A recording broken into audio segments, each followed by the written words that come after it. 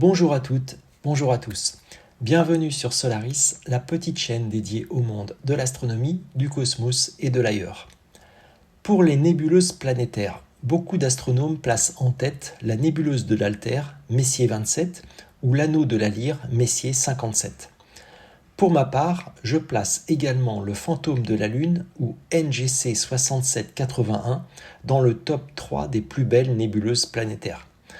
Tout semble mystérieux pour cet objet céleste. Son nom, ses couleurs, sa forme et son rendu photographique. Je n'avais jamais publié de vidéo sur sa capture avec le Vespera Pro et le filtre double bande. C'est l'objet de cette vidéo. Cette nébuleuse planétaire est située dans la constellation de l'Aigle. Elle n'est pas référencée dans le catalogue Messier, mais elle figure dans le nouveau catalogue général, le NGC, au numéro 6781. Elle a été découverte en 1788 par William Herschel et porte un second surnom, la nébuleuse de la boule de neige. Attention à ne pas la confondre avec la nébuleuse de la boule de neige bleue, ou NGC 7662, située dans la constellation d'Andromède. La voici photographiée par le télescope spatial Hubble.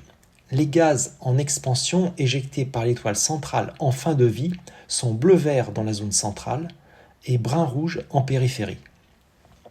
Une capture rapide de 16 minutes avec un empilement de 95 photographies de 10 secondes n'est pas suffisante avec le Vespera Pro comme on peut le voir ici.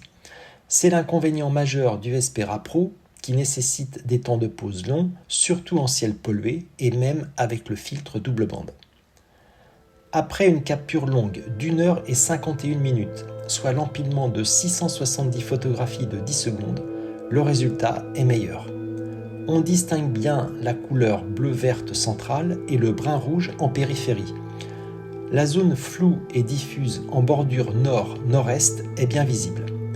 À noter que l'étoile visible approximativement au centre de la nébuleuse n'est pas l'étoile centrale à partir de laquelle les gaz colorés ont été expulsés. Comme on peut le voir sur la photographie du télescope spatial Hubble à droite, l'étoile dominante que l'on voit avec le Vespera Pro est située légèrement au nord de l'étoile centrale. On ne voit donc pas l'étoile centrale avec le Vespera Pro. Pour finir, deux choses importantes. J'ai utilisé le filtre double bande. Avec le filtre CLS anti-pollution lumineuse, le résultat est beaucoup moins qualitatif.